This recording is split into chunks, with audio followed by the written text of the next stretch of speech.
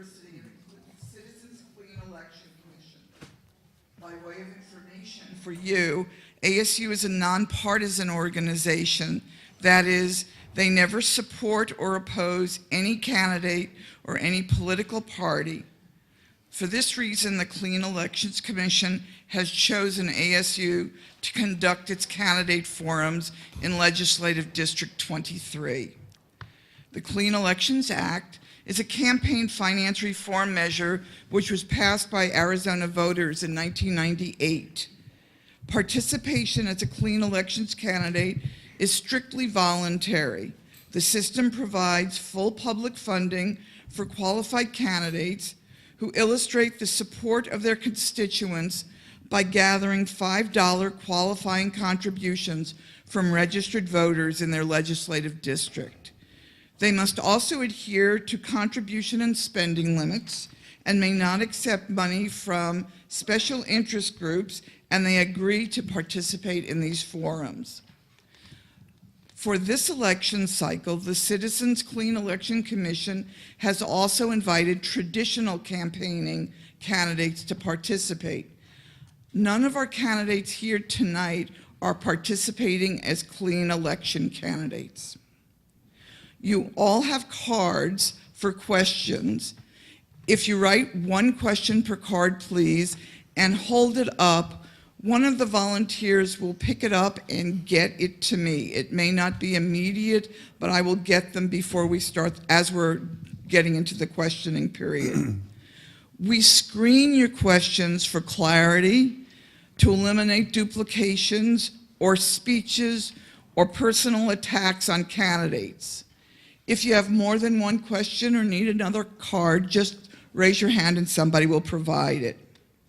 There is an independent timekeeper, Angie, who will see that all the candidates have equal time for answers to questions and will tell them when their time is up.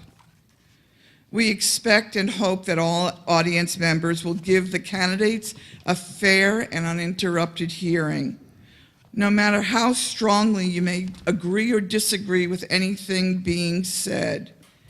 This means no applause or outbursts or cheers.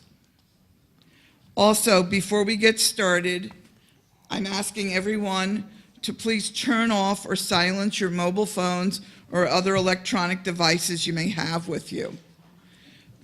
The format for this evening's event is each candidate has an opportunity to make a 3-minute opening statement.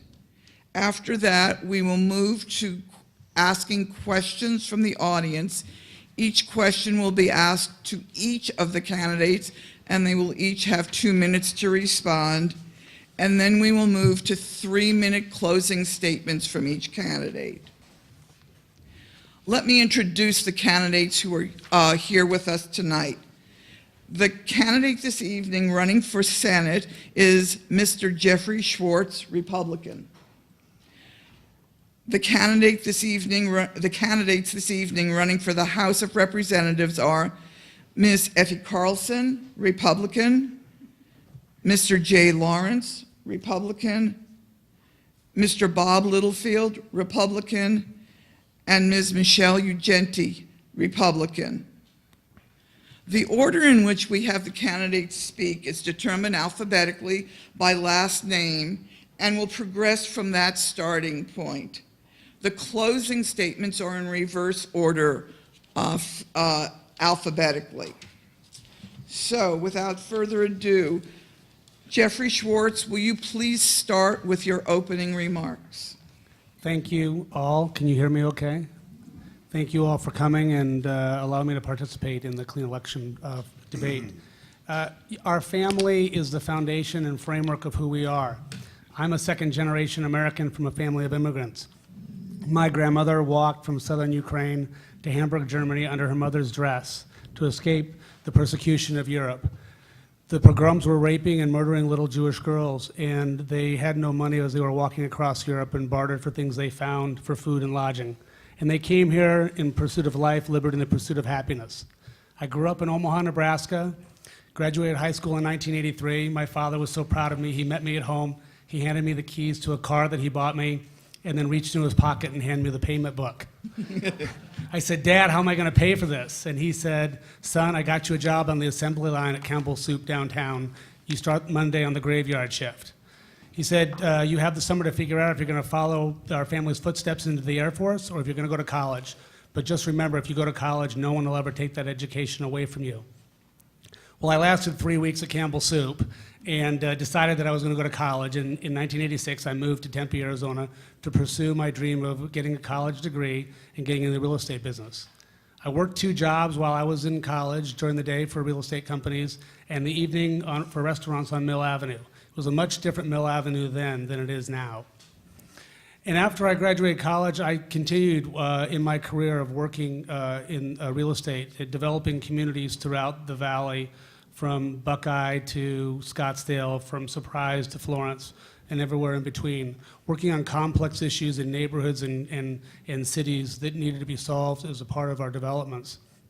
I also spent a tremendous amount of time at the city of Scottsdale as a volunteer on the Transportation Commission and 6 years on the Planning Commission.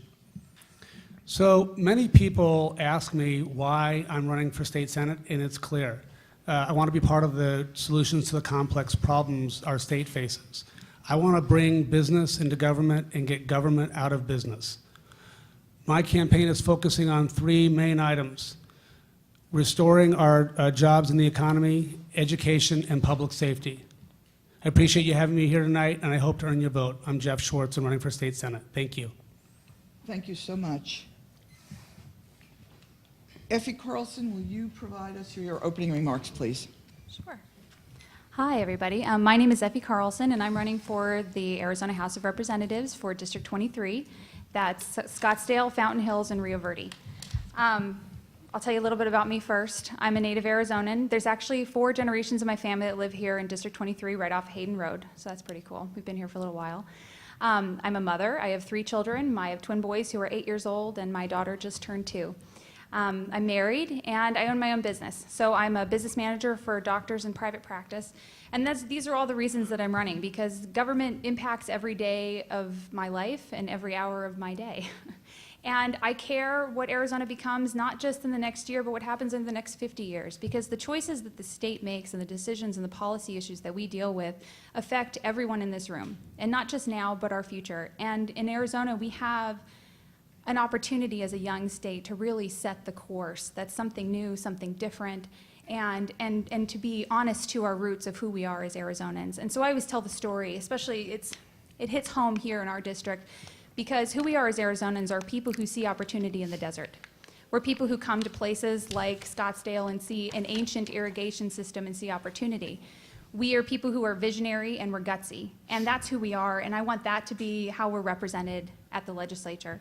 And so we talk a lot in campaigns about those kinds of big picture things, and so the question becomes, how do we do that?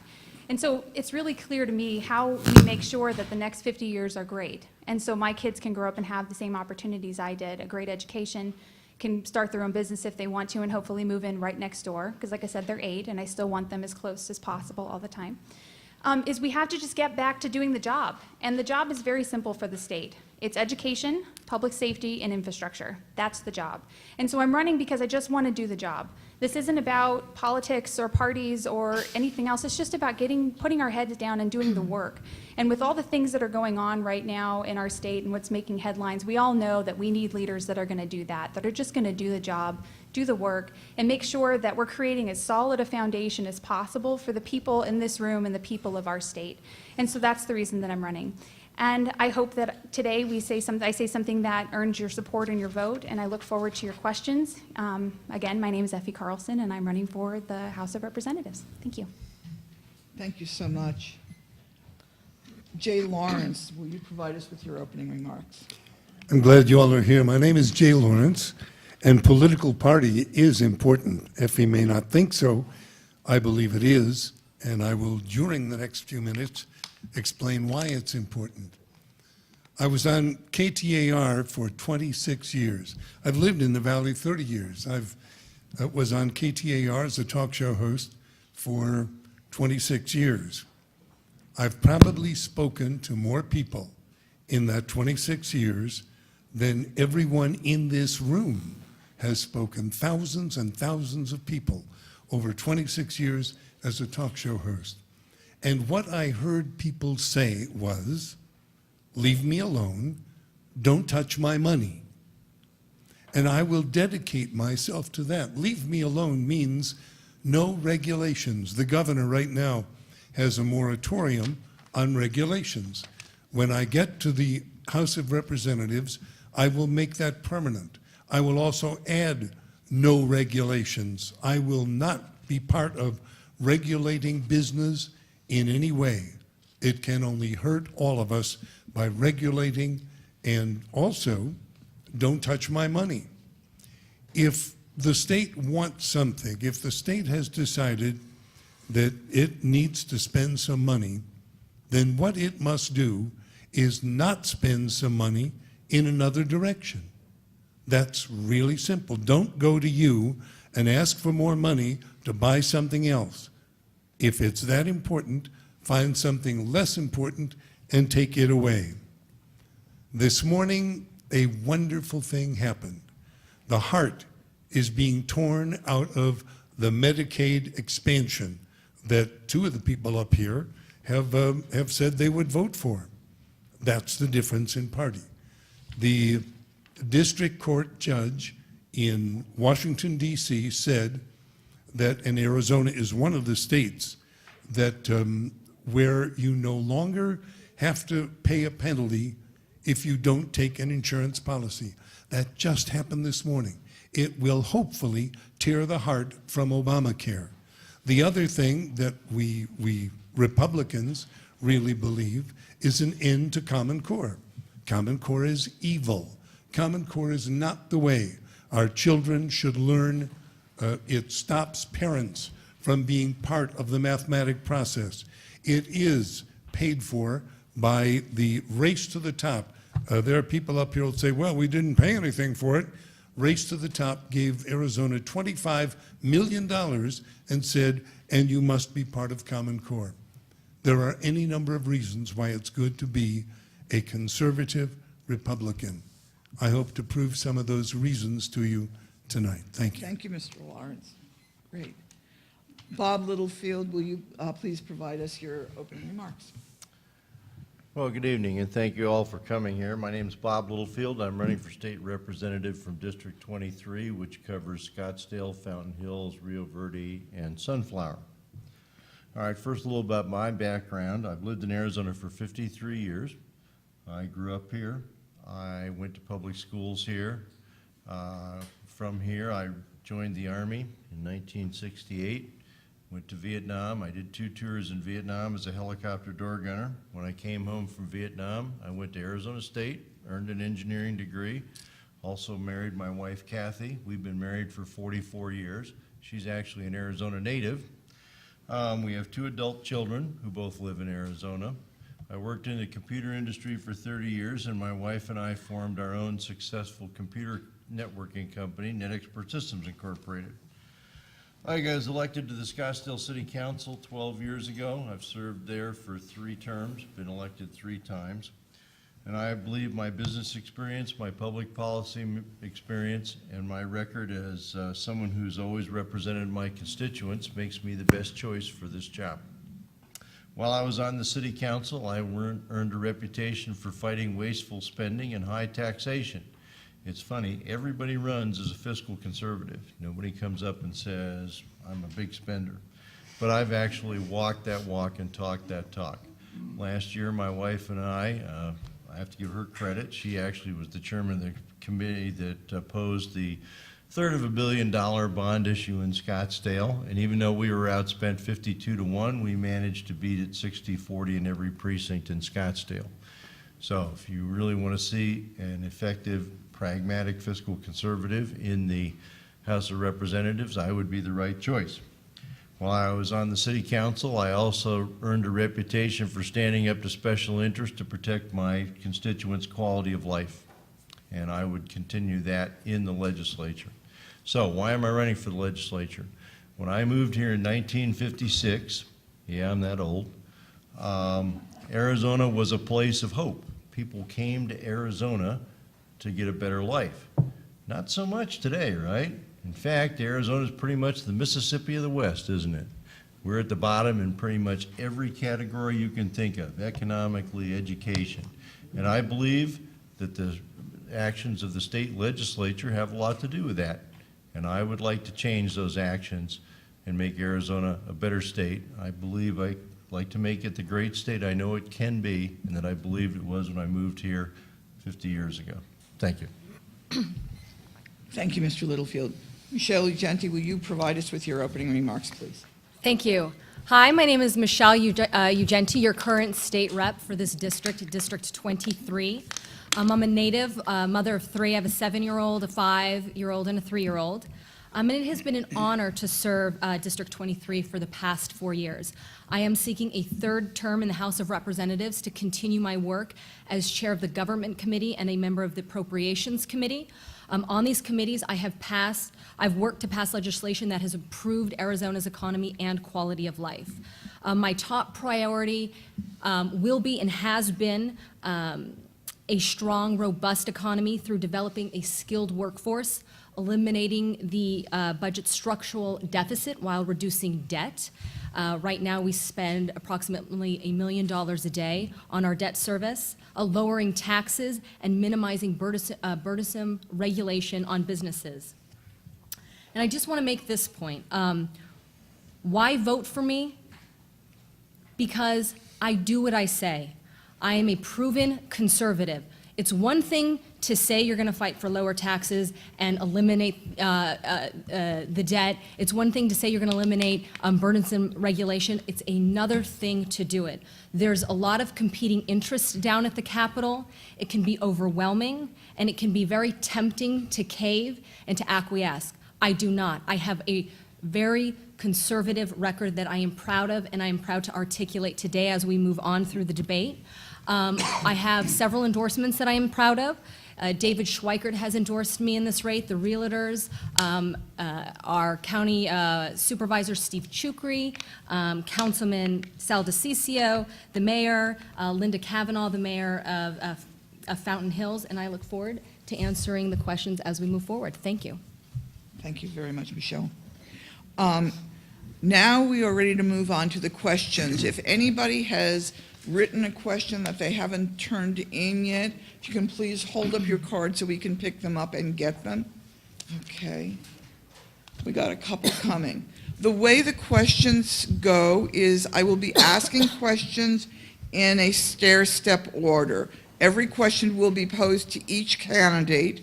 I will start with the first candidate that we started with in introductions, and for the next question, it will be the next candidate. So we'll go through all of them.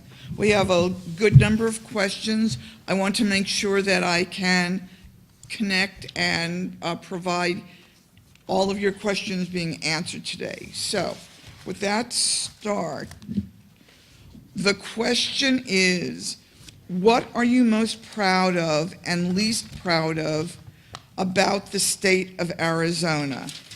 And we would like to start this question rotation with Jeffrey Schwartz. Would you please key up first? And you have 2 minutes on this. Thank you. Arizona continues to be a great place for us all to live, and we all came here for the same reasons, for prosperity, for the beautiful sunshine and weather that we have here, and the hope for a great future. The biggest thing that I think is wrong is our image. And our image has been torn apart by the people that have been down at the legislature acting on our behalf. We've seen a lot of bad headlines, and those headlines need to change. That's why I was endorsed by the Arizona Republic, because I'm part of the image change to this state. The headlines start needing to saying we're investing in education, we're investing in jobs in the economy, we're focused on our priorities. We're not running to the cameras to talk about bills that don't do anything to move our state forward. They don't advance us. The candidate that I'm running against, John Kavanaugh, decided not to come tonight. But he's been running to the cameras for the last 8 years, and that's part of the image problem that we've had. I'm going to change that. I'm not interested in running to any cameras and trying to create highlights, reels, and to try to prop myself up. I'm here for you, so we can have a better future, not just for us, but for our kids. And we can change the headlines of our state, and we can be proud of it here. And people that talk to us in the future, for wherever we go, they're not going to say, what are you doing in Arizona? They're going to say, what a beautiful place to live. Thank you. Thank you very much. Effie Carlson, would you like me to repeat the question, or are you okay? No, I think I remember. Well, I think I touched on the things that I'm proud of about this state in my opening statement about just who we are and who we've always been. I mean, we talk a lot about who we should become or where we're going to be. We're going to create a vision for who we should be. We've always been those people. That's not new. That's fundamental to who we are and the foundation of who we've always been. And that's what I'm most proud of about this state. I mean, we've set the course on so many innovative things. It's not even, I mean, the Central Arizona Project. The Greenbelt in Scottsdale, that's incredible. Our success is directly lended to the people who had vision and guts. And that takes several hard votes to make that happen. And the success of our city is directly related to the quality of life that was created by the people who had vision.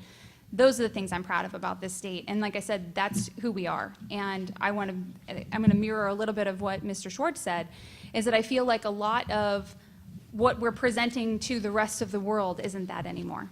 And not as much of it as it could be. And so I would love to be part of that, to remind people that we're not going to become something new. We're just going to bring to light who we already are. And it's an honor to participate in that process and to be able to let the rest of the country see, again, that we are the gutsy, visionary cowboys. And to as a young state, to be able to be a beacon for what the other states in this country could be doing, who can be proactive and purposeful, and to govern with reason, not talking points about who's more conservative or who's not. That's irrelevant to the outcomes. We need to be talking about the outcomes, and the outcomes that affect the people in this room is what matter. And so those are the things I'm proud of. Those are the things I hope to work on. And again, I hope that we'll do that together and come August 26th. Thank you. Jay Lawrence, you like to have the question repeated, or you're fine? I got it. Good, very good. The things of which I am most proud. I'm an Air Force veteran. On April 16th, our state did something wonderful, and I was there. You know the way veterans have been treated in America for years and years. Veterans have been ignored. Their hospital needs have been ignored. Their service has been ignored. On April 16th, a group of us, a group of veterans, gathered at the Veterans Hospital. I was there. I made up my mind I was going to be there, not as a candidate, just as another veteran who wanted to be part of a demonstration against that which I felt was criminal. That demonstration, by the way, I was the only person from LD23 who was there. That demonstration was the impetus. That demonstration was the beginning of the drive. It was shown locally, it was shown nationally on television, and it was an incredible moment for all of us who feel strongly about veterans and the benefits to which they are entitled. And I know each of you shares with me in that hope, that prayer, that these men who gave body parts and lives are treated properly. I was there at the beginning of that, and that's the thing of which I am most proud. Least proud, I love this state. I've been here 30 years. I hate the arguing. I hate the infighting. I hope when I go to the legislature, I will be a voice of reason. I will be a strong voice, but I hope that we can in some way work together with all of us, those that are Republican, those that are Democrat, if there is a Democrat governor. Great, thank you so much. Bob Littlefield, your response to the question. Arizona should be one of the most prosperous states in the union. We have incredible weather. We have incredible natural resources. We have incredible natural beauty. And yet, that hasn't happened. Instead, Arizona is a mess. We have an economy that's lagging behind the rest of the country. Our statistics on education, on child welfare are hideous. It's really something to be ashamed of. Well, why is that? A state that started out with so much hope and could have been such a great state. Like I said, when I came here in 1956, my parents moved from New York to here. because they thought life would be better here, and it was for them for a while. Back in the 50s, Arizona was a place where we had leaders like Fannin, Goldwater, Hayden, Udall, people who worked together in a pragmatic, bipartisan way to make this a better state, and they did. We got the Central Arizona Project, we got the Salt River Project before that. Lots of good things happened. What happened to that? Where did that all go?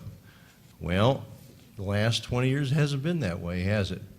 Our state government and our state legislature have made this state not the great state it could be, but the backwater state that it's become. So I believe Arizona has great potential, and that's what I'm most proud of. That potential hasn't been realized, and I think it's pretty clear that the policies that the state legislature has followed for the last 20 years have been the problem, and that needs to change. If we want Arizona to realize its potential, that needs to change. Thank you very much. Michelle Ugenti, your response. Thank you very much. Specifically, you know, as chair of government committee and a longtime proponent of regulatory reform, I think I would have liked to see more done in this area. You know, but with over 300 pieces of legislation, it's kind of difficult to pick out my favorites. I'm on the Appropriations Committee, so with respect to the budget, I think some of the successes include about $190 million of increased funding to education, $113 million increased funding to develop the Department of Child Safety. But on a broader note about Arizona, I'm a native, as I mentioned, and I'm a proud one at that. I love this state and I love this country. We can always do better. We're not perfect, but it's not about being perfect. It's about learning from past mistakes and using that momentum and drive to be better and to grow. And we do that here in Arizona. As it relates to kind of criticisms from around the country, listen, being criticized is not the barometer under which I make decisions for the state. I'm sorry, I am tasked with a very important responsibility, and that is to vote on my principle and what I think is right. And if that brings on criticism, I will manage that because that is my commitment to my district, and I believe in what I'm doing. And in the end, when you do believe in what you're doing, you will realize the success. But in the short run, it can seem daunting, but we're playing a long-term game here. And with that, I am very proud of the state of Arizona.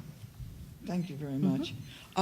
We're going to proceed to the next question. We're getting great questions from the audience. Some of them are duplicative, so I'm going to combine them and try and make sure we cover all of them. And the other thing that I've been doing that sounds odd is I keep indicating each candidate's name as we started.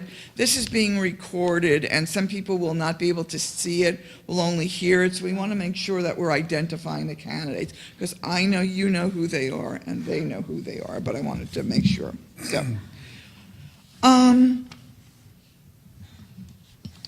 the performance of schools in Arizona comes in 47th in the nation. How do you plan to improve the performance of schools in Arizona?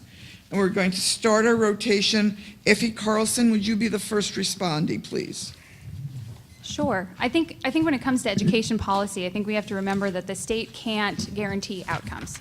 But what our job is to provide equal opportunity for all kids in the state. And so how we do that is providing the appropriate resources, providing high standards, providing access to good teachers, and good amounts of money in the classroom to be able to work with each individual child. So I don't think there's any silver bullet policy that's gonna change that for us, but we need a commitment to again talking about outcomes. I think that the conversation for education in this state starts with the basics. Unfortunately, we're not at the fun parts of the conversation where we're talking about moving things forward. We're at the very beginning of this conversation. And it starts from the state perspective, from a resource allocation perspective of how much does it even cost to educate a child in the state? Not how much do we spend or how much we're gonna give you, but how much does it cost? If we were to say we wanted a specific amount of children in a classroom, we wanted access to a particular amount of technology, we wanted access to the resources that we've determined necessary to have the outcomes of the knowledge base and skill set for success, how much does that cost in today's society? And then we start to look at, are we able to fund that? And if we're not, we need to address those funding issues. And that's what the state can provide. We can't guarantee outcomes. We just have to guarantee equal opportunity to access to quality education. And we're not doing that well now. And I would like to see a return to a focus on outcomes, not hot button topics, not one single issue focus, but just talking about, is it working? Are we providing that knowledge base and skill set? Are we providing the resources for success? And those are the questions that we as policymakers need to have.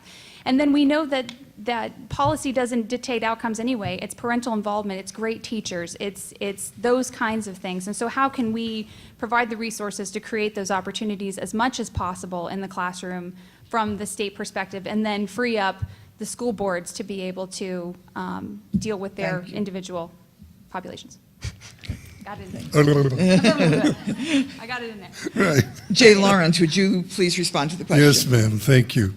I will try to drive a stake through the heart of Common Core. I don't know how many of you, 3 of the people on this stage are pro-Common Core, and 2 of us are opposed to Common Core. It takes the parent out of the math business. Effie talked about the parents and their involvement. The parents can't be involved when they know nothing about the subject matter. There are parts of government that are being changed and left out in the rhetoric of Common Core. It is federal program. It is federal determination of standards. I believe standards should be determined at the local level. I also do not believe that children should be asked if their parents have firearms.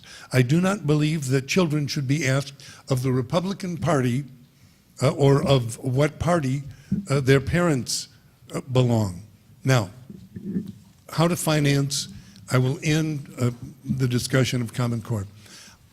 The money that is necessary, I can provide through a consolidation of school districts. If you picture for a moment a school district here with 300 students, a superintendent, an HR person buying supplies, and over here, another school district with 300 students, HR person, superintendent.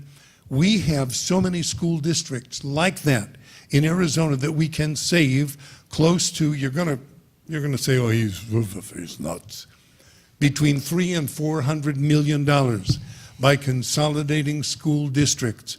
And it can be done. The legislature can say, you have 90 days to show us your plan for consolidation, and if we don't have that plan, we'll institute the plan for you. It is an important facet, and it will provide teachers with money. Thank you. Bob Littlefield, will you answer the question now, please? Well, I don't mean to pick on Jay, but I will say that what he just said about Common Core is an example of why we have a problem with education in this state, and that's what I call the triumph of ideology over pragmatism. Everything you've heard about Common Core from its opponents, simply not true. Common Core has nothing to do with forcing us to take federal anything. Doesn't force us to take federal money, doesn't force us into a particular curriculum, doesn't force, I have, in my family, I have high school teachers, and none of that's true.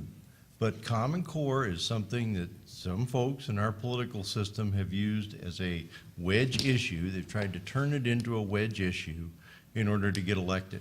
And I would particularly say one of the candidates for superintendent of public instruction. Well, while they're arguing about Common Core, we have real problems. And I'm sorry, Michelle, you were talking about criticism. These are real problems that we can demonstrate. One of the big problems in Arizona is that education is inconsistent. If your kid's going to Desert Mountain High School, probably going to go to education. If your kid's going to Cesar Chavez High, where they have to dodge bullets at basketball games, maybe not so much. So certainly there's a lot more that we need to talk about than we can put into 2 minutes. But the first thing we got to do is we got to get rid of this ideology situation. We have to get down to talking about the real problems and stop grandstanding on issues like Common Core. Thank you. Michelle Ugente, will you respond to the question?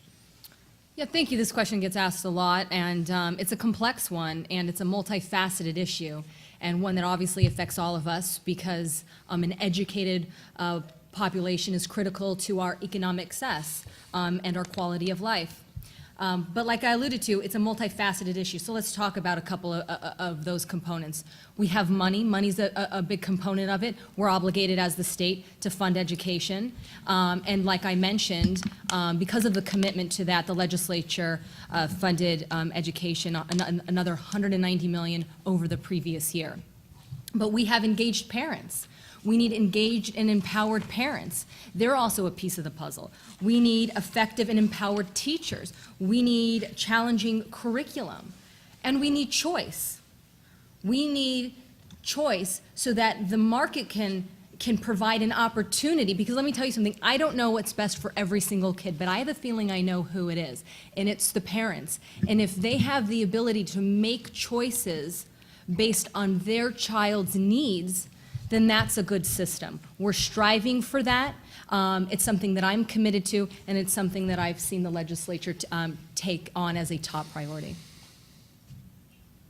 Thank you. Jeffrey Schwartz. Thank you. Let me just make it clear, and I've said this from the day one of the campaign. I'm for high standards, accountability, transparency, and local control. We got to stop talking about names and what's best for our kids. And what's best for our kids is providing them the opportunity to learn and have a prosperous, fulfilling life. They are our future workforce. They are going to be paying into our Social Security system. We have to ensure that they have success. No, we can't guarantee the outcomes, but guess what? We can give them hope. We can give them hope when they go to school, they have a good teacher. And the teacher is going to put their arm around them and say, guess what, you can do this. And that teacher is going to give them the tools to succeed. One of the biggest problems we face right now, I don't know if you know what Title 15 is. Title 15 is the Bible for our education system. Title 15 in 2006 was that thick. Today it is 3 inches thick. That is too much government. Why we're adding all these layers of requirements and mandates on our schools, and more money is being spent on administration and not in our classroom. When we're putting new laws on our books, we should be taking old laws off that don't apply. We need to make sure our kids have the best experience in the classroom and the best opportunity to succeed. Thank you. Thank you very much. I would like to commend the candidates for being so responsive and staying within their time period and stop it. That's not always the case, so We thank don't you, have a Sue. choice. So, question 3. With the talk of regulations in the opening statements, can each of you name one unnecessary regulation and one regulation that is necessary? And Jay Lawrence, I'd like to start with you. A regulation that is on the books right now. I believe that,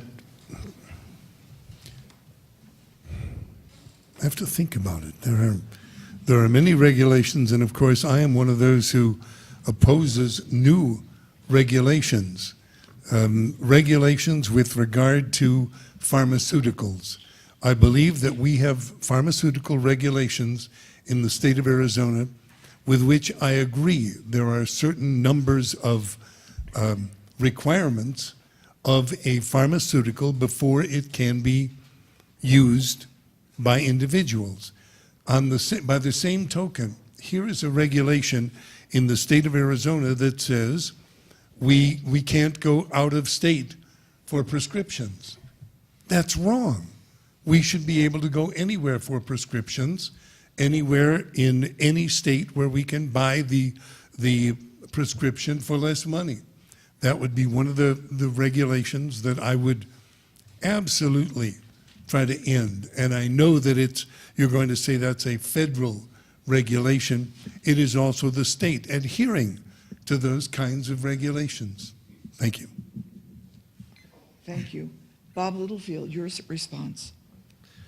Well, one of the things this state does too much of is it's too granular in some of its professional regulations such as we have rules about dog masseuses, we have rules about cosmetology, so clearly some of that could go. But I think the biggest example of where the state is overregulated is the discretion that they have taken away from cities. And I know a lot about this because of the 12 years I've been on the Scottsdale City Council. How many people here don't like all those signs that they see out on there? Okay, pretty much everybody. You know why those signs are there? And I have my signs there because you have to be competitive. I'll tell you why. Scottsdale used to have a rule that said you can't put campaign signs in the public right-of-way.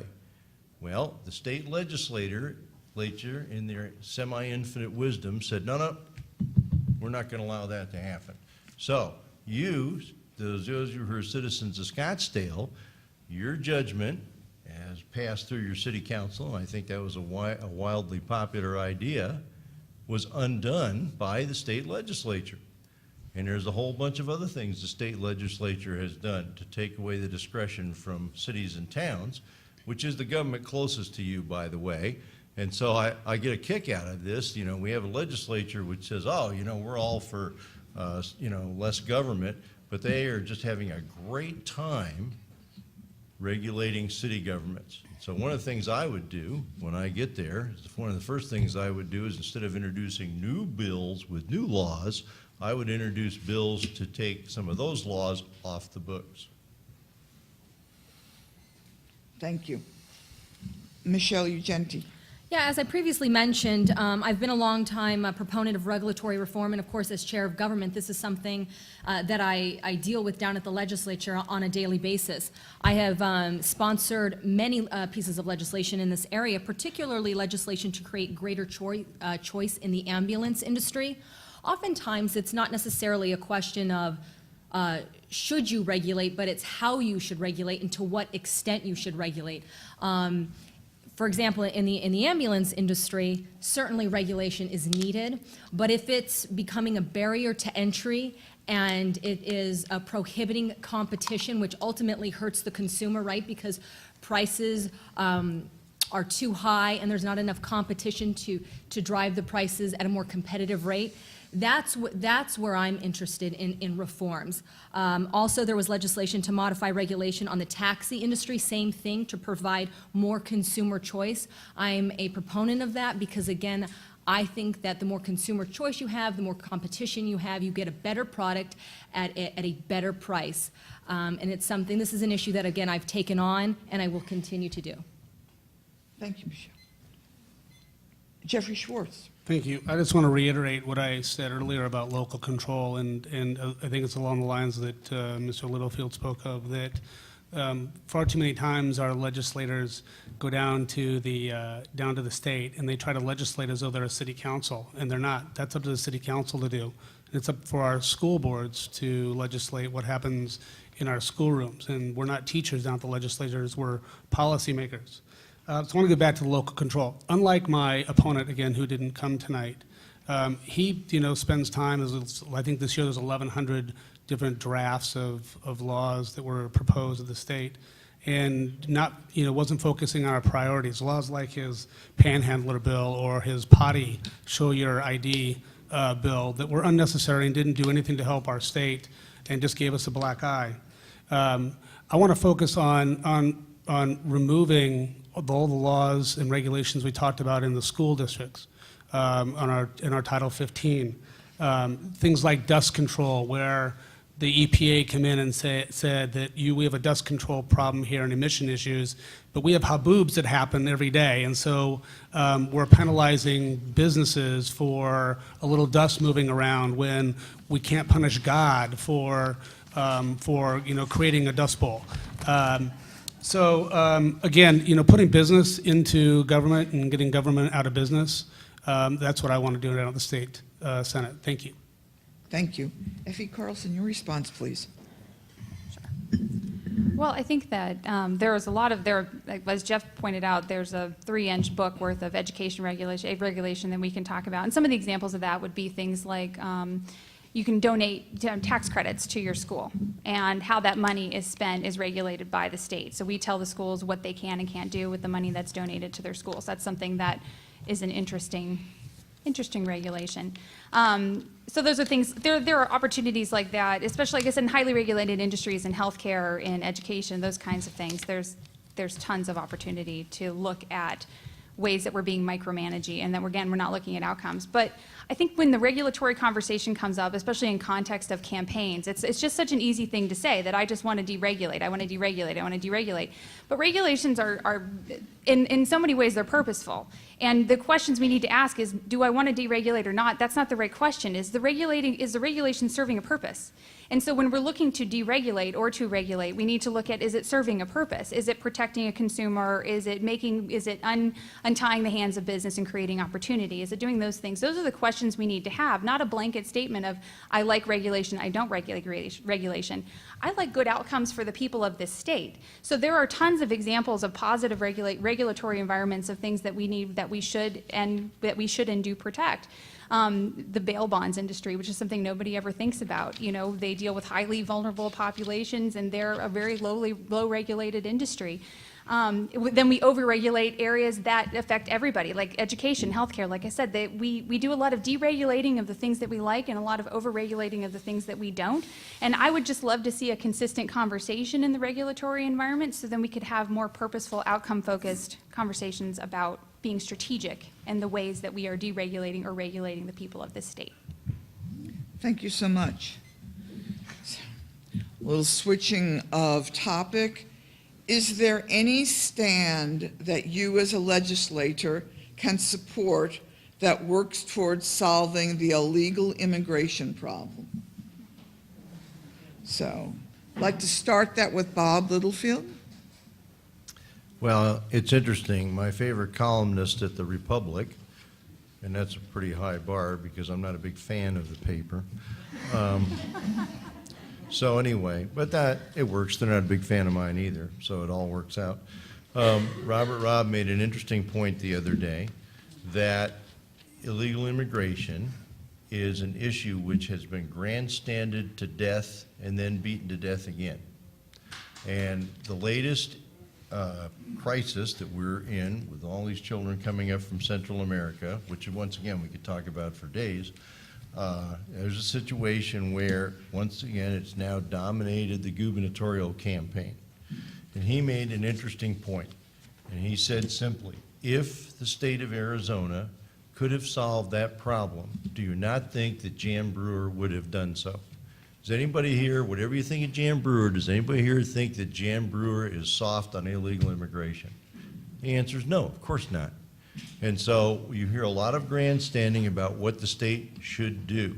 Troops to the border, all that. Well, you know what? If that would have done it, Jan Brewer would have done that years ago.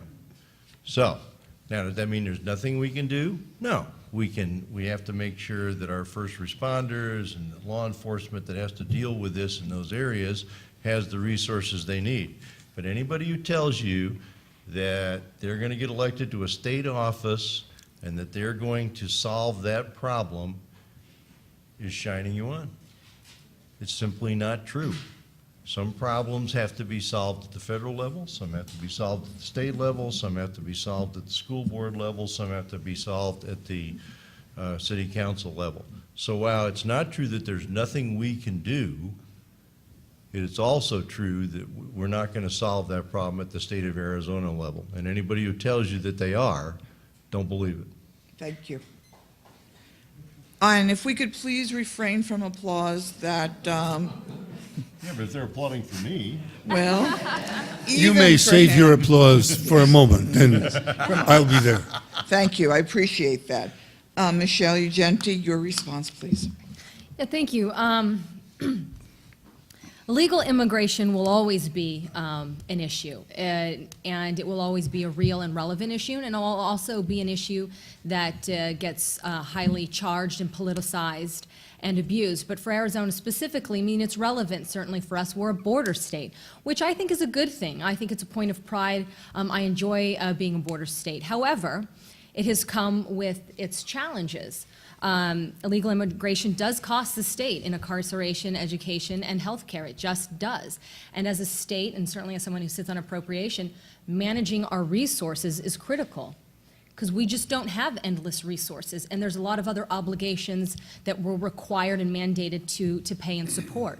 I want a secure border, and I want to do everything that I can at this state to deal with illegal immigration. But really, if you're going to solve it, you're going to need to look for a administration change at the federal level. That's ultimately what we need. We need a new changing of the guard at the White House, and we need to see those policies being supported and enacted from there. And when you see that, you'll start to see the big pieces change and fall into place. At this present time, we can do some stuff at the state legislature, but we're limited. Thank you. Jeffrey Schwartz. Thank you. What brought us together as a country is pulling us apart, and that's immigration.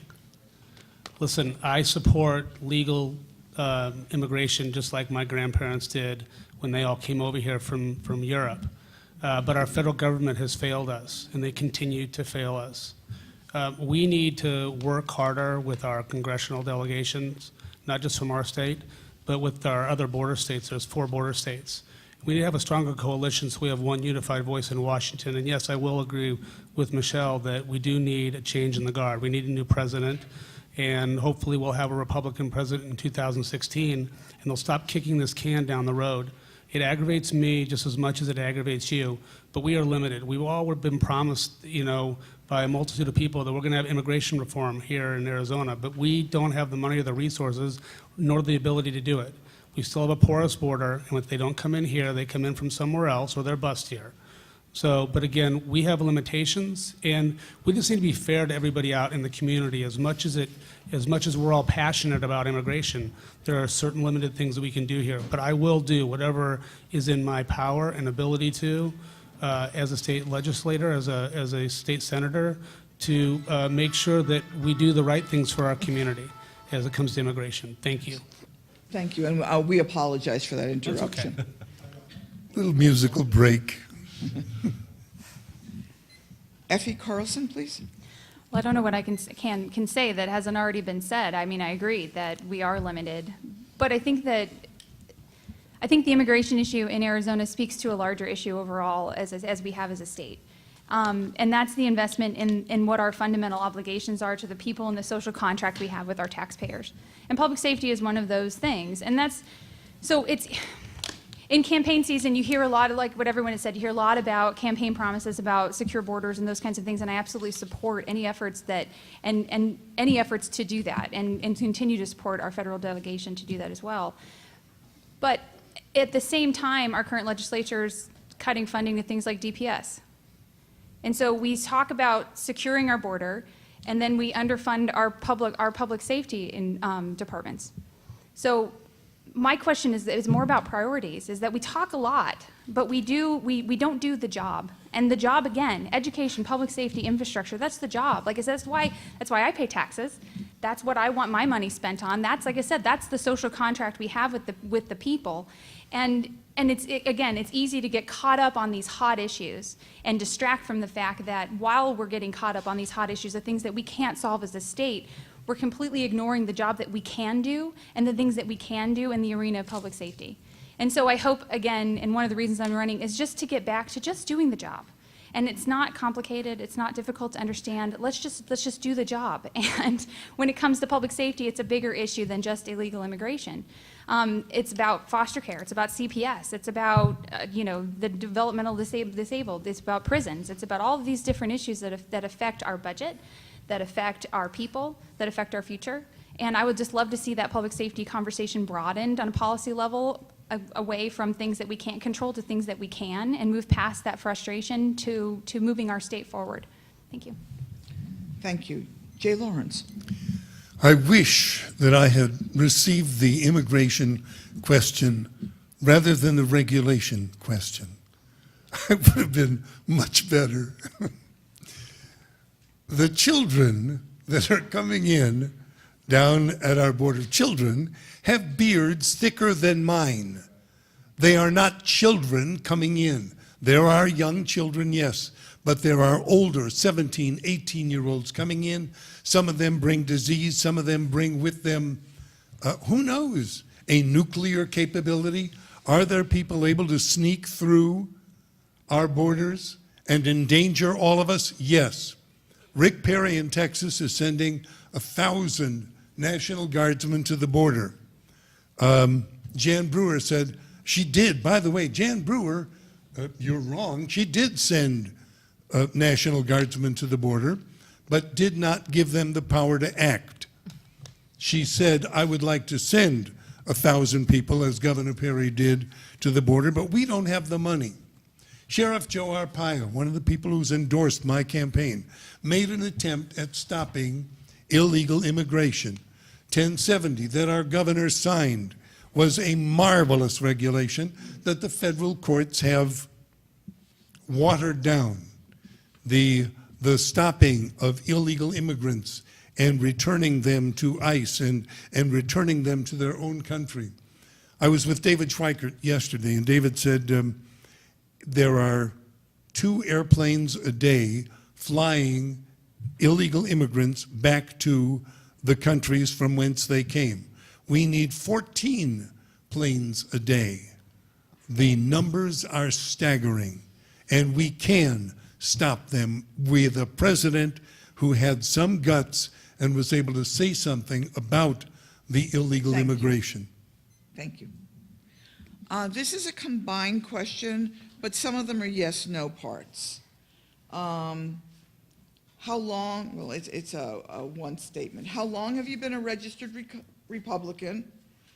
Were you ever a registered Democrat?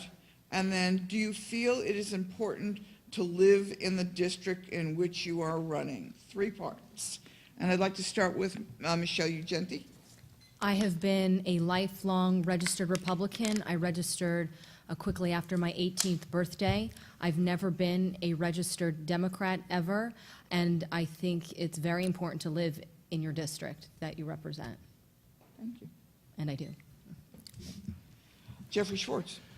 I've actually been a Republican since I was in elementary school when I first got to vote for Ronald Reagan, who I admired, and I continue to use as a baseline for the type of people that I like, that I feel that I should elect.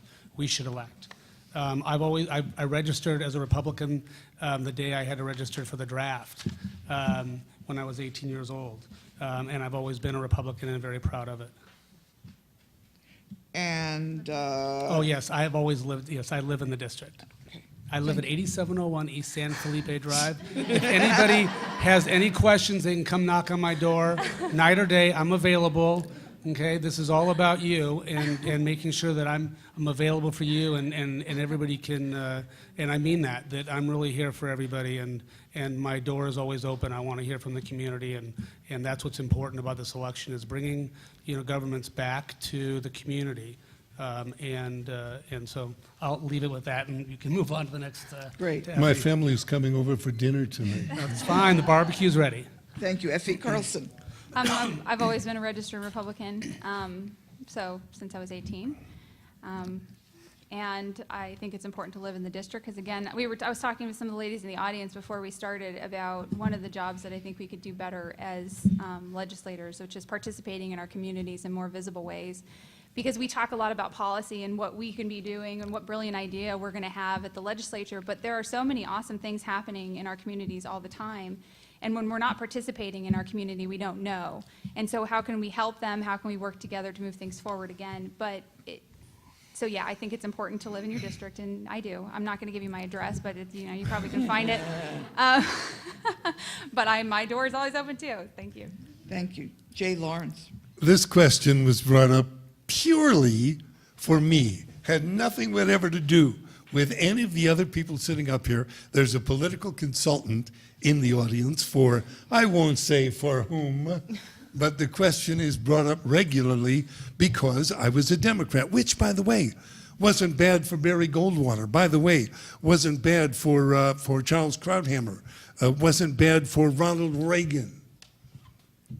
My thoughts and my air comments over 26 years have always been conservative. So whether I was a Democrat or Republican made no difference. My thoughts were always conservative, and my voting was conservative. Even though I was a registered Democrat, my mother was a Roosevelt Democrat. I don't know how many of you know what that meant to people of that time, but my mom, if she heard that I was a Republican, is turning over in heaven right now. In her grave, she is rolling over. I live in the district, have lived in the district for 30 years, and yes, where are you? I asked, the question is directed purely at Jay Lawrence. I hope I've answered it. Thank you. Thank you. Bob Littlefield. Well, I guess I became a Republican in 1964. That was before I could I'm so old that I remember the day when you had to be 21 to register. Yeah. So and so I actually I became a Republican in 1964 when Barry Goldwater was running for president and I was going to high school over on the west side. Although I would say that the Republican Party of Barry Goldwater is a little bit different than the Republican Party of today. I've pretty much stayed the same, but the Republican Party has made some changes, not all of which I would be happy about. So I registered as a Republican in 1969 when I turned 21. Yeah, I am that old, and have been a Republican since. It's funny you asked the question about registering a district. In the law, federal law does not require that you live in a district to run for Congress, but state law does require that you live in the district to run for House of Representatives or for the Senate. In fact, there would have been one other candidate up here, a man named Chuck Schmidt, except that he was collecting his signatures, and 2 weeks before they were due to be filed, he discovered that he did not live in the district. And in Arizona, that's a hard and fast law. You have to live in the district in order to be eligible to run. If you don't, you can't. And that's why Chuck isn't up here tonight. And I do, of course. I've lived here since 30 years. I lived here since it was District 28. Okay. Next question.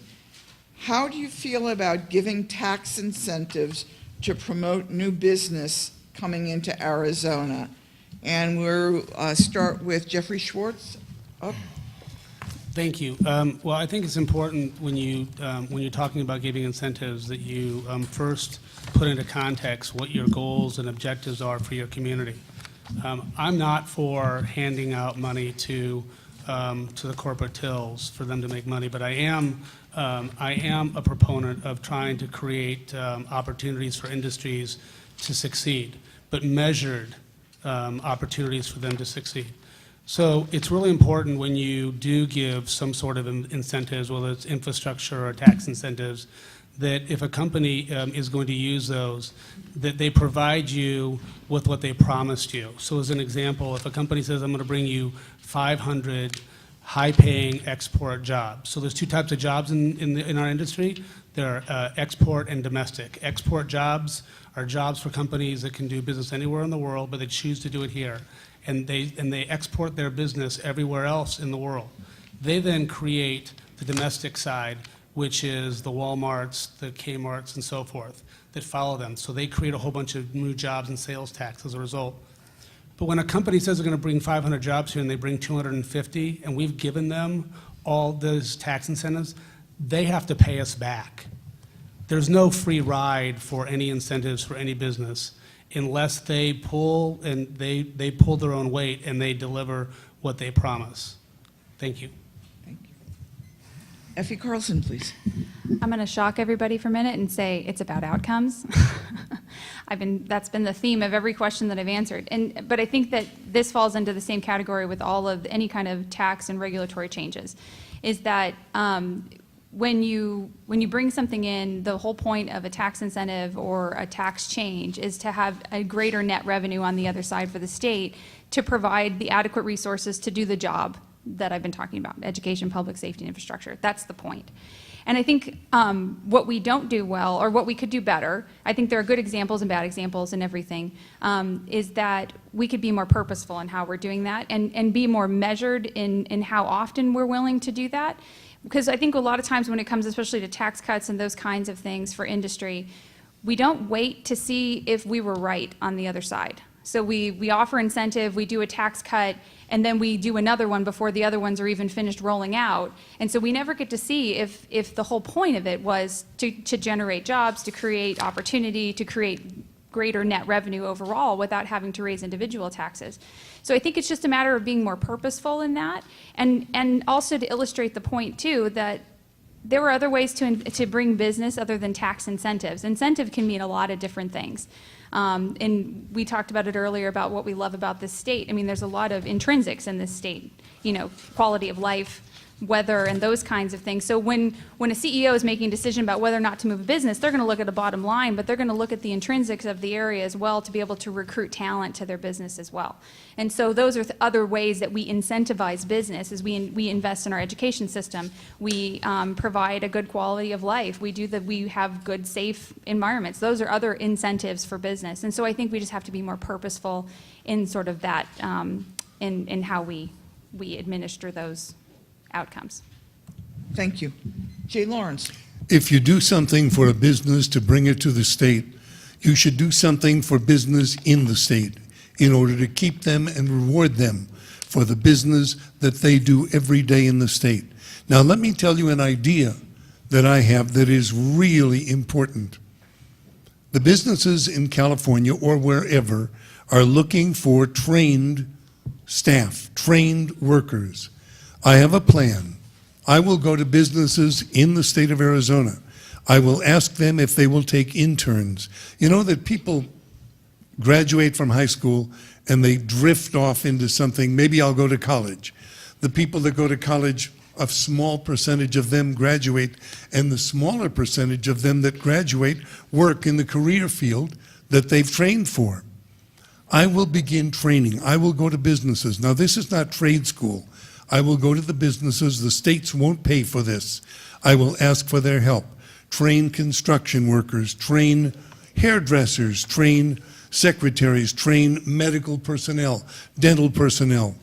I will have a trained computer staff, people ready for those who want to move here from another community. I will have gone to businesses and have a staff and have trained workers ready for them. And that's what they really want. And I can do that. Thank you. Bob Littlefield. Well, opposing government handouts to corporate and special interests is probably the number one thing I'm known for on the Scottsdale City Council in my 12-year tenure, other than being, as Jay and I were talking about earlier, incredibly level. But that would be the number two thing. So, thank you. Now, one of the You're things, the guy. Yeah, I know.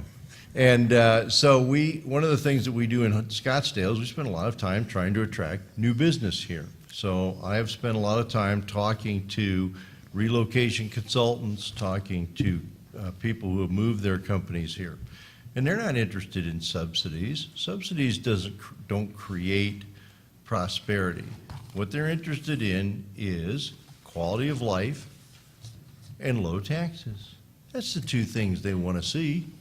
And that's every time we talk to them, that's what they want to see. So, why don't we have more business here? We do have a good quality of life, especially in Scottsdale.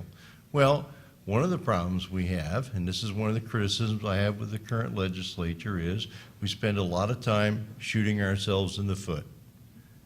Taking 1062, classic case, all right? Completely unnecessary, drove business off. The one thing we could do to make Arizona more attractive to new businesses is to stop doing stuff that gets us mocked on Saturday Night Live. And you may think that that's a joke, but it's true. I have asked corporate executives over and over again, does the impression that a lot of people have that Arizona is a bigoted state, intolerant, is that a problem? And they tell me absolutely yes, Y-E-S. Makes it harder to move people to Arizona. So one thing we could do is stop doing stupid stuff. Thank you. Michelle Ugenti. Thank you. This is also another question that comes up a lot. And, you know, I don't believe in picking winners and losers. Offering tax credits, subsidies, and incentives to benefit one industry, ultimately to the detriment of another, I feel is not good public policy. And I have not supported it, and I won't be supporting that kind of policy. There's a lot of things that go into attracting business, certainly the quality of life, the quality of the workforce available, the regulatory environment, and we talked about that. But really, it's the tax policy.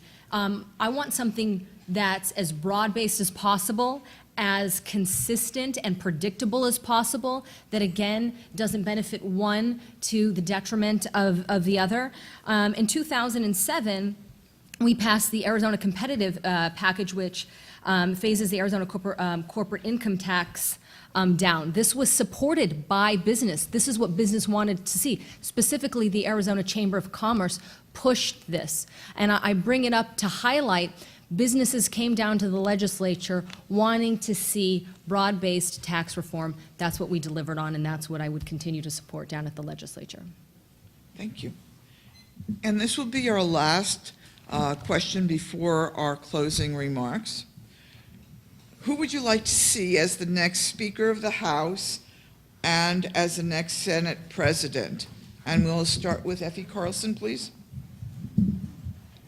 Well, I think in context of a campaign, that's kind of a premature question. I get asked that a lot, though, because that's actually one of the things that I learned in the campaign process, is that's one of the first decisions you make. And I'll tell you the same thing I tell them. If I am successful in this endeavor in convincing the people of our district that I'm the right representative, I'll consider my options. But I think there's too many variables in play to determine who would be the best choice. And so I look forward to making that decision once I'm elected. Thank you. Jay Lawrence. How I hate when Effie gives my answer. Oh, it is so painful. Effie gave my answer. I would not ever commit myself to leadership at this moment. I would not even commit myself to gubernatorial leadership, even though I know that the Democrats have an incredibly good candidate. It bothers me. I want a candidate who can stand up, who looks good, who debates well, all of those things. So I haven't made that decision yet. There is no conceivable way that I'd make a decision yet for leadership in the House. It would just be untoward. Bob Littlefield. Well, it's one of the more amusing aspects of running for this office is that all of these folks who are looking to be in leadership have taken me out to lunch and need to do something about that, and tried to lobby me for this, that, and the other thing. And I would like to point out that some of those folks, it's not clear that they're going to be back. So, I don't assume that I'm going to win, and I don't assume that all these other folks are going to win either. Who knows what the environment's going to look like? One of the interesting things about this is, are the people who were pro-Medicaid expansion going to be reelected, or are they not? That's going to have a huge impact on what the makeup of the House looks like and who will end up being in leadership. So it's way too early to make that kind of commitment. But on the gubernatorial side, I think Scott Smith's the best candidate. So. Thank you. Michelle Ugenti. Thank you. I'm surprised. Did that come from the public, or is that an inside baseball question from someone? It's far too premature to answer something. I mean, I hate to be repetitive here, but it's a little bit premature. My focus is on winning re-election, getting out my message, talking with constituents, meeting people, and certainly not focusing on any particular leadership race at this time. Thank you. Thank you for the question. Let me just say that it is too premature to decide, but let me tell you what I would be looking for. I want to find candidates that are going to create transparency and require civic involvement.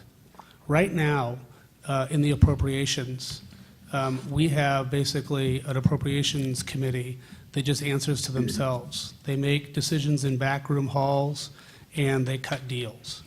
That's not the way it used to be before my opponent was in the legislature. They used to have subcommittees in appropriations, and what they did was they went through each agency's budgets. What's good about going through their budgets? They tells you what they spent money on and what they want new money for, what works and what doesn't work, and it allows you to all to participate in the process.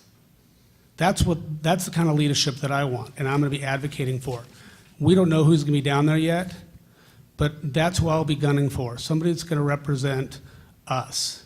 Somebody who's going to make sure that we are participating in the process. Thank you. Thank you. And thank you to the public for submitting outstanding questions. We could go on for several more hours, but I'm not sure that the candidates could. So. No, I've pretty well, I that's it. I've run the whole gamut. So That's it. we've run out of time for questions because we are time limited here, and we're going to move into the closing statements. As I mentioned before, the closing statements are given in reverse alphabetical order. So the first closing statement will be given by Michelle Ugenti, and you have 3 minutes for that. Okay, thank you very much. Like I said, I'm Michelle Ugenti, the current state representative for this district. It really has been an honor to serve. In closing here, I would like to bring back the point I kind of talked about in my opening, which is about doing what you say you're going to do. I cannot tell you the challenges and the amount of pressures there are down at the legislature to acquiesce, to give in, to compromise. And certainly compromise is not inherently bad, but it's about being able to stand firm on your principles. And just recently, a year and a half ago, when we were down there over the Medicaid issue, and that was very, very, very challenging. I didn't vote for it, but every day I had people in my office. And as a member of APROPS, every day I have somebody in my office asking for either more money, and we don't have it. So you have to be willing and capable and able to say no. I have a record of doing that. I also have a record of being very accessible to the district. I have sponsored so many constituent bills, and I do that because I care about the community and I care about my district needs. I've sponsored bills for my district in the area of fire districts, of health-related issues, a Crab A bill that I did for a wonderful family here. It's about being accessible. It's about doing what you say you're going to do. I have a record of that. I humbly ask for your vote and look forward to speaking with you after the event. Thank you. Thank you very much. Bob Littlefield, your closing statement. Well, Ms. Ugenti made a reference earlier to the question of criticism and things of that nature. The objective reality is that Arizona has not lived up to its potential in almost any way, economically, educationally, child welfare, in any other way. Now, what's the old joke about the definition of mental illness? Is doing the same thing over and over again and expecting a different result? Hello, time for a change. If you're tired of the way Arizona's going, and I certainly am, you need to change the leadership. You need to make something different happen. All right? The current legislature and state government have let you down. They have let you down. Remember, there was a line from the Batman movie. You have failed this city. Well, those guys have failed this state. All right? We need to do something different. Now, I remember, I've been here long enough to remember, Arizona's best days were when we had leaders who were pragmatic, bipartisan, and not ideological. And I have to laugh a little bit about it. A clean elections, nonpartisan debate where we're all trying to decide who's the most Republican. I'm not interested in being the most Republican. I'm interested in making Arizona work, and it ain't working. You've got to change the leadership to make it work. You've got to change what's happening now. You don't like what's happening with education. You don't like what's happening with child welfare. You don't like what's happening with a moribund economy. you got to change the leadership, and you need leaders who are pragmatic, not ideological. And that's the kind of leader I would be. And that's why I believe you should elect me. I have the business experience, I have the public policy experience, and you know what kind of person I'm going to be. You know that I will stand up for my constituents because I've been doing that for 12 years. I've been elected 3 times. I'm the first person in Scottsdale to last long enough to run up against term limits. Why is that? And by the way, I support term limits. Much as I'll miss being on the Scottsdale City Council, it's time for me to move on. I would support term limits at all levels. Congress would be a nice place to start, by the way. But anyway, so the bottom line is you have to change what you're doing. You're going to do something better and something new. So I grew up in Arizona. I went to school here. I raised my family here. This is my home. I want to be part of making Arizona the great state I know it can be. And that's why I ask for your support and your vote. Thank you very much. Jay Lawrence. Yes, the state of Arizona did let me down. Absolutely. Those that voted for Medicaid expansion let me down because 3 years from now, those that, well, hopefully the lawsuits will hold. Hopefully the district court in D.C. that put a knife in the heart of Obamacare this very morning will save us from Medicaid expansion. And 3 of the people on this stage with us are pro-Medicaid expansion. There's a definite choice there. 3 of the people on the stage are for Common Core. You may raise your hand again. The people let us down that voted for those things. You have a definite choice to make. Whether you want a conservative, and Republican, Democrat does matter, and unification of our party does matter. I've been endorsed by some people I want to name. Congressman Matt Salmon has endorsed me. Mayor Linda Kavanaugh, John Kavanaugh, a senatorial candidate who is an outstanding candidate, no matter what you may hear, who has worked very hard for this state for all of his time as a state representative. He is a marvelous candidate.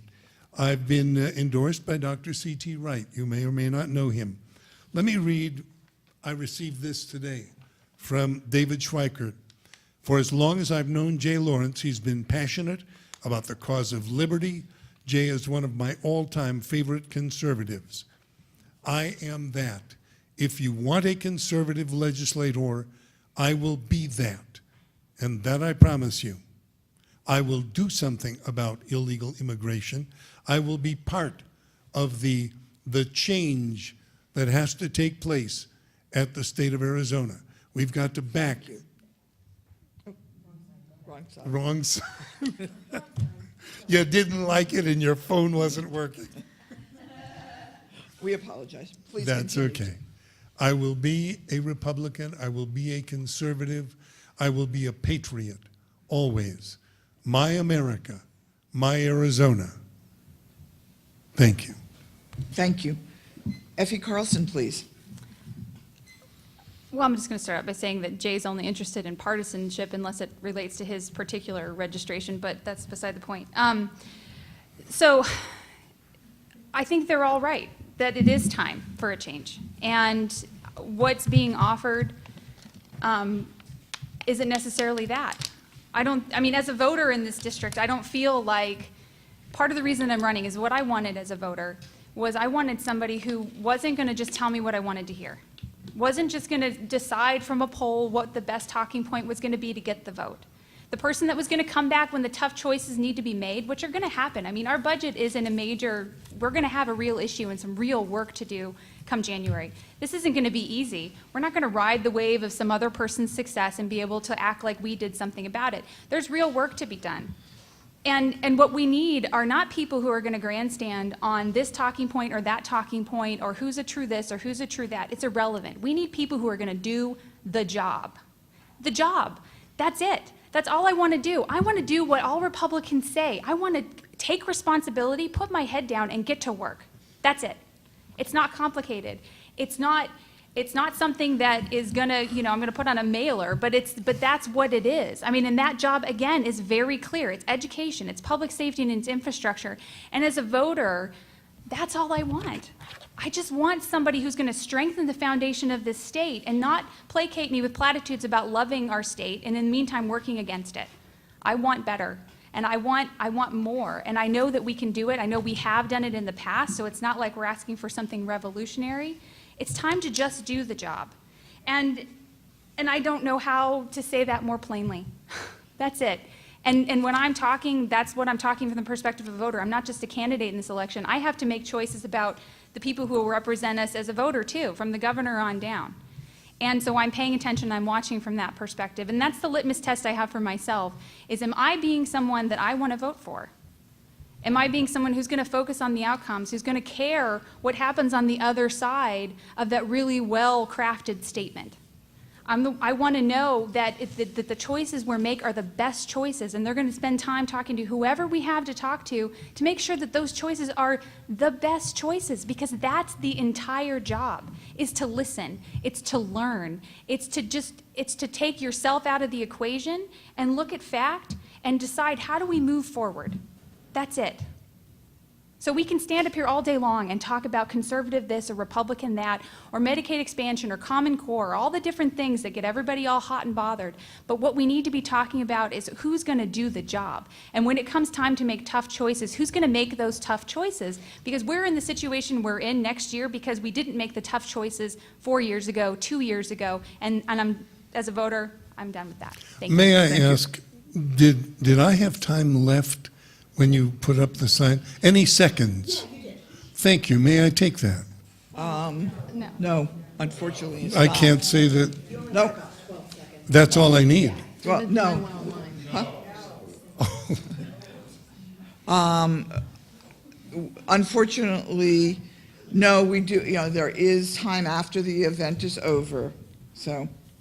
And Jeffrey Schwartz. Thank you all for having me here tonight. It's been an honor. In business, I always found the projects that had the biggest problems because they offered the greatest opportunity. We've had 8 years of John Kavanaugh in the House of Representatives, and all we've gotten is humor as his use to bully people, to intimidate people, and to prop himself up. And it's created a bad image of our state. As a lot of people would say, but we have a black eye.